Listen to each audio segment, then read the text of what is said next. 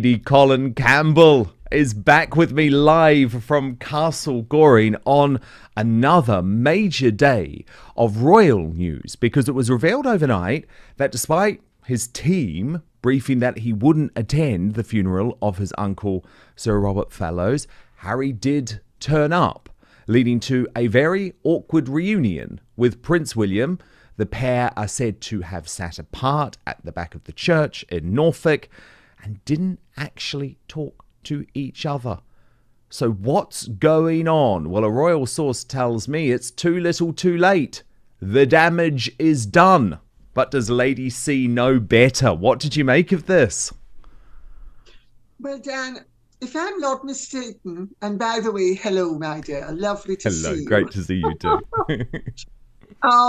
If I'm not mistaken, Harry actually was clever because he said he wasn't going to the funeral, and he didn't attend the funeral. He attended the small local rural memorial service. Aha.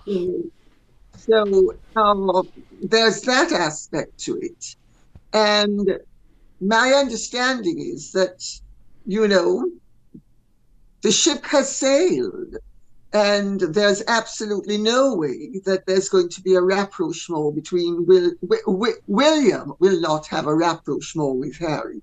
Of course, Harry has now figured out that it's in his interest to have a rapprochement with William. But my understanding is that as far as William is concerned, he's seen Harry rather too clearly for what Harry is. And Harry has changed dramatically under Meghan's influence, and William doesn't want to know. Also, William has to protect his family. Remember, there were huge problems between Meghan and Catherine, and Meghan has targeted Catherine. Let's not forget that. Totally. She didn't only target her before the wedding, she targeted her since the wedding. And, there's also the question of the way Charlotte was treated. Yes. Well, let's just be honest about it, Lady C. I mean, she made Charlotte cry. Meghan made Charlotte cry. It's just awful. She's a young child. 3 years old she was. 3 years old. But, a scorpion stings. It's in its No, but a 3-year-old, come on. I know it's stressful before a wedding. I understand that. I even understand that tensions may have been high with Catherine because of everything that was going on with Thomas Markle. But come on, you keep it away from your gorgeous 3-year-old niece. And I understand why Catherine found that unforgivable. Well, so do I. I mean, I've forgiven people who've injured me, but I've never forgiven people who have injured my children. Totally. Somebody who was a friend of mine for 35 years died about 2 months ago. And I didn't speak to her for the last 10 years of her life because she did something with my children that I absolutely did not like. And I told her, I said, Renata, I'd forgive you if it were just me, but I'll never forgive you for what you've done because you have targeted my children whom you've known all their lives. I said, and that's unforgivable. And I think William and Catherine pretty much feel the same way. You can't take a chance on your children's security and your children's well-being. You just can't. And, little things cut deep with children. And my understanding is that the whole situation is beyond redemption. And it's no surprise to me that William will not speak to Harry. And why should he speak to Harry? I mean, Harry has thrown in his lot with Meghan, and that's all there is to it. I think there could be the possibility of a patched up appearance of a relationship if Meghan were out of the picture. But unless Meghan is out of the picture, I would be very surprised that there's any chance of any rapprochement at all. And William, I understand, just doesn't want to have anything to do with his brother. It's as simple as that. Please click on my face just to the bottom left to subscribe to this brand new independent news source and turn on the notification bell so you'll be alerted to our brand new live shows, uncancelled interviews, and special royal episodes. No, and of course, what have you heard? Well, no, indeed, because of course he was so relieved. William was so relieved when he knew that Harry wasn't going to attend the Duke of Westminster's wedding. And so it would have been highly disappointing for William to learn that Harry was actually travelling over. But I think where you're completely right is that Harry's motivation behind all of this is cynical anyway. And that's what angers me with all of the people saying, oh, it's time to forgive, it's time to forgive. It's like, no, Harry is only now wanting forgiveness, wanting a reunion, wanting to patch stuff up because things are going so badly for him in America. And the problem is, he made his choice. And there were times when he could have turned back, Lady C. Like if you think about the publication of Spare, it still would have been possible for him to have received his book deal and got all of the money without him trying to portray William as some sort of violent bully and without him trying to portray Catherine, and I'm sorry to use the words, but as some sort of bitch, because everyone knows that William isn't a bully and Catherine isn't a bitch. It doesn't mean they are perfect human beings. No one is perfect, but they're certainly not that. And I think Harry's never tried to throw any form of olive branch when it mattered. And it doesn't matter now because it's too late. Because let's be honest, the damage is done. But also, let's remember, Harry has not once denied amid scabies claims about Catherine Nope, not being once. or the king. He's not denied it. So why would William be eager to? And it's just not going to happen. And it's very easy in structured, let's use that word, in structured environments for people to not speak to each other, and they function in a civil manner despite totally ignoring each other's existence. I mean, I'm an old hand at that. I mean, I didn't speak to my mother for 20 years. Oh, I know. And you wrote about it. And onlookers wouldn't have known. Yeah. But why would William forgive Harry when Harry has not asked for forgiveness? Let's remember that as well. Forgiveness is based upon remorse. If you do not express remorse, why would your victim forgive you? Because that is an invitation to an abuser to abuse you another time. It's all very good and well for people to say, oh, William should forgive him. Why would William forgive him? Has Harry expressed regret? Has Harry expressed remorse? Has Harry said, oh, all of this was a terrible mistake? He absolutely hasn't. He has in fact been leaking separately that he wants an apology. So it's almost, it's like a battered wife is supposed to apologize to her husband because he punched her in the face. I mean, I'm sorry, that's not how life works. No, indeed, it's really not. I think William, though, has the strength of character, as you say, to not even worry about it now. He's made the decision. I have more concern about the emotional manipulation that Harry is putting his father through, remembering his father's in a vulnerable situation when it comes to his health. And what's so interesting about this to me, Lady C, but you may have a different take on it, is that Harry has only really started to realize that he has lost his father's trust once Charles stopped taking his calls. And so once that happened, because it also means that the money tap is off, potentially for good, Harry is now making this real effort to try and show contrition to Charles. Justin Welby, the Archbishop of Canterbury, is putting all of this pressure on Charles on behalf of Harry. And I also don't trust the Archbishop. I'm sorry, I don't, because he is team Harry and Meghan. He is team woke. And I just have the feeling that Charles might think, oh, I need an easier life. And, you know, I've only got a few more years left. And that's my concern. Not so much William, but my concern is Charles giving in.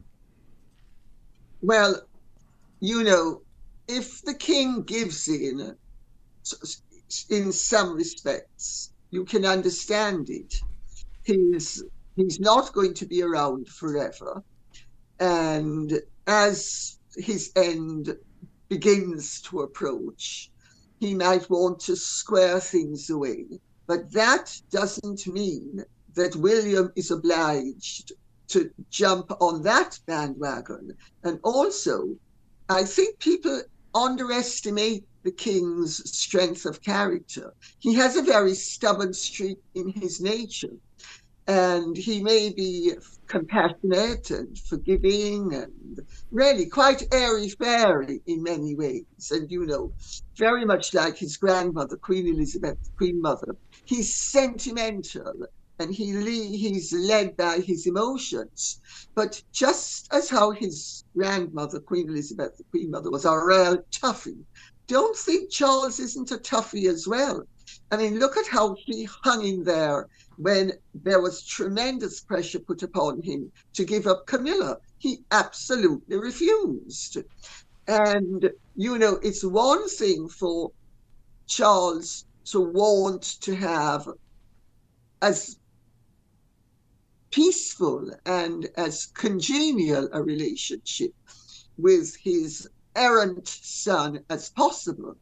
But that doesn't mean he's going to allow Harry to run riot. I don't think so. I think any rapprochement that it's going to be more apparent than real. It's going to be superficial as opposed to deep, except on the emotional level.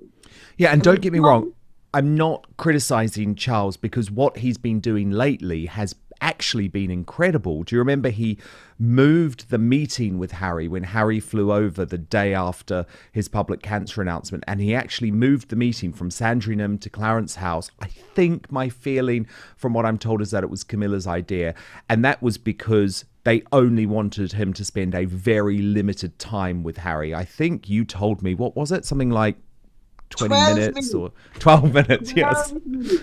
Yeah. So that the totality of 45 minutes, and he was with Paul for 12 minutes. so that says it all. Charles is also stopping taking the phone call. So he's doing everything right at the moment. I just know that Harry has the ability to be very emotionally manipulative with his dad. But Harry also has the ability to be very abusive with his father. Yes. And his father has had enough of it. You know, the constant screaming and carrying on and, you know, doing, I'm a small brat of 2 years old, you've got to give me what I want. Doesn't work any longer. And so Harry's actually sort of run out of options. And I think he's going to find it a lot more difficult than people imagine to wangle his way back in, because there is a belief amongst certain segments, let me be decorous about this, that with Harry, it's all about opportunism. It's all about what he can get out of the situation.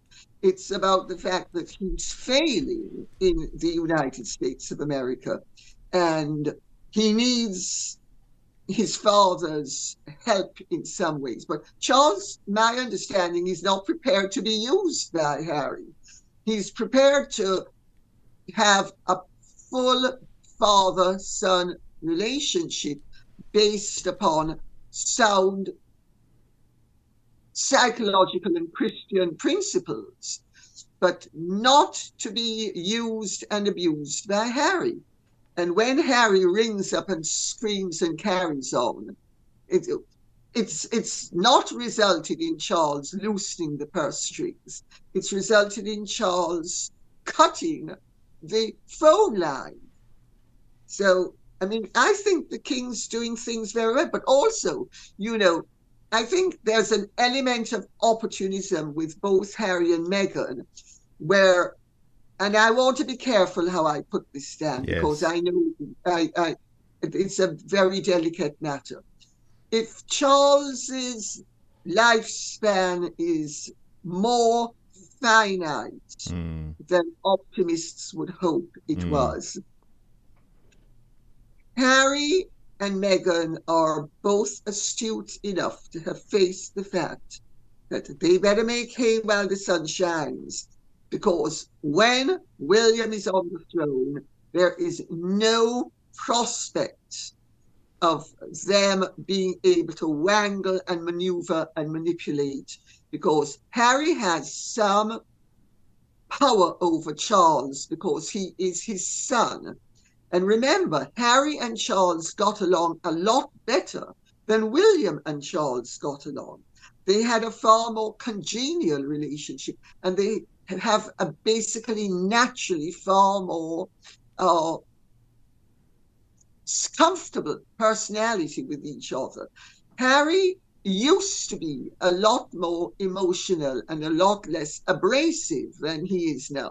And he's a lot more mercenary now than he used to be. And so in some ways, the personal aspects that he had with his father that made the relationship closer, he has chucked out of the window. And it's not a good scenario from his point of view going forwards. I mean, abuse hasn't worked, so he better try something else. But I think he and Meghan will both find it very difficult to be eating humble pie, or to in any way, shape or form begin to be as mature and as decent as they should be, and as appreciative. They're acting as if they are victims of a cruel father and father-in-law, and a cruel institution, and a cruel nation, and a cruel family, when the absolute opposite is the truth. They are two of the most privileged, spoilt, indulged people on earth. I mean, where do they get off thinking that because they only have 99.9% more than everybody else, that they are victims? I mean, they're not peasants in Somalia. They're not child laborers in India or in Colombia. Indeed, indeed. Prince William is reportedly no longer interested in repairing his relationship with Prince Harry. According to Lady Colin Campbell, William believes Harry has changed significantly and that the damage caused by years of public revelations has gone too far. She claims William has essentially decided that there is no meaningful relationship left to rebuild. These are claims from a royal commentator, not an official statement from Prince William. The situation became even more awkward when Harry reportedly attended a memorial service for his late uncle, Sir Robert Fellows, despite earlier reports suggesting he would not attend the main funeral. Harry and William were reportedly both present but kept their distance, sitting apart and avoiding a conversation. For two brothers who were once extremely close, the apparent lack of interaction speaks volumes about just how strained their relationship has become. Lady Colin Campbell also points to the long-running tensions between Meghan and Catherine, Princess of Wales. According to the commentary, William's priority is protecting Catherine and his children, meaning he may be unwilling to risk reopening old wounds. Claims surrounding the treatment of Catherine and the young royals have remained one of the most sensitive parts of the wider Sussex dispute. For William, family trust is likely to be far more important than simply appearing united in public. Another major claim is that Harry is now interested in repairing his relationship with William. But critics question the timing. Harry has spent years discussing his family publicly, including in interviews and his memoir. Now, with his relationship with the royal family still deeply strained, some commentators believe his desire for reconciliation may have arrived too late. The central question is whether Harry wants genuine reconciliation or simply wants to reopen communication with his family. Lady Colin Campbell argues that forgiveness requires remorse. From this perspective, William would have little reason to rebuild the relationship unless he believed Harry genuinely regretted what had happened. That is where the situation becomes difficult. Reconciliation cannot simply mean returning to the way things were before. There would first have to be trust, accountability, and a willingness to keep future disagreements private. Despite the dramatic claims, nobody outside the family can say with certainty that William will never speak to Harry again. Relationships can change, particularly over time. But right now, the brothers appear to remain deeply estranged, and the public nature of their disagreements has made reconciliation much harder. For William, protecting his immediate family and maintaining stability may now take priority over repairing a relationship that has caused years of controversy. The latest claims paint a bleak picture for Harry and William. Harry may want reconciliation, but William reportedly sees the situation very differently. The question now is whether enough trust remains for the brothers to eventually find common ground, or whether their relationship has genuinely reached the point of no return. Do you think William should give Harry another chance, or has too much damage been done? Let us know your thoughts in the comments.